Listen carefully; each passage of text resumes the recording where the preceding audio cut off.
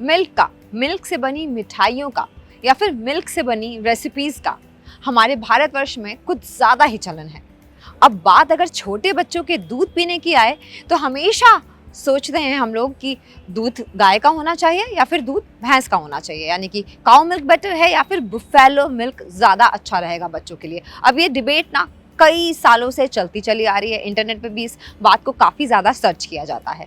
लेकिन हम सब जानते हैं कि जो काउ मिल्क होता है वो फैट उसमें कम होता है, तो वो पीने के लिए थोड़ा ज़्यादा उपयुक्त होता है, वो अच्छे से छोटे बच्चे डाइजेस्ट कर लेते। लेकिन जो बुफेलो मिल्क होता है वो थोड़ा थिक होता है, क्रीमी होता है, तो अगर कोई रेसिपी बनानी है या फिर मिठाइयाँ बनानी है उसके लिए बुफेलो मिल्क ज़्यादा उपयुक्त होता है। लेकिन अगर छोटे बच्चों की पीने की बात करें तो फैट कंटेंट के हिसाब से गाय का दूध ज़्यादा उपयुक्त है।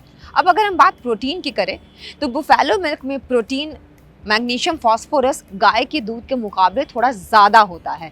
तो उस हिसाब से अगर हम देखें तो बुफेलो का मिल्क थोड़ा ज़्यादा न्यूट्रिशियस होता है। लेकिन हाँ, छोटे बच्चों को उस न्यूट्रिशन की कितनी ज़रूरत है ये आपको एक बार ज़रूर देखना पड़ेगा। अगर आपका बच्चा थोड़ा बड़ा हो गया है, यानी कि 1 साल से अगर वो बड़ा है, कैल्शियम की ज़रूरत उसको ज़्यादा पड़ती है, तो ऐसे में बुफेलो के मिल्क में वो जो परसेंटेज होता है वो ज़्यादा होता है। तो हो सके तो आप मिक्स एंड मैच करके भी अपने बच्चे को दोनों में से कोई भी दूध पिला सकती हैं। अब चूंकि बुफेलो मिल्क ज़्यादा रिच होता है, क्रीमी होता है, थिकर होता है, तो बट ऑब्वियस सी बात है कि उसमें कैलोरी थोड़ी हाई होगी गाय के दूध के मुकाबले। तो अब आपको अपने बच्चे को किस तरीके से नरिश करना है ये भी आपके हाथ में है।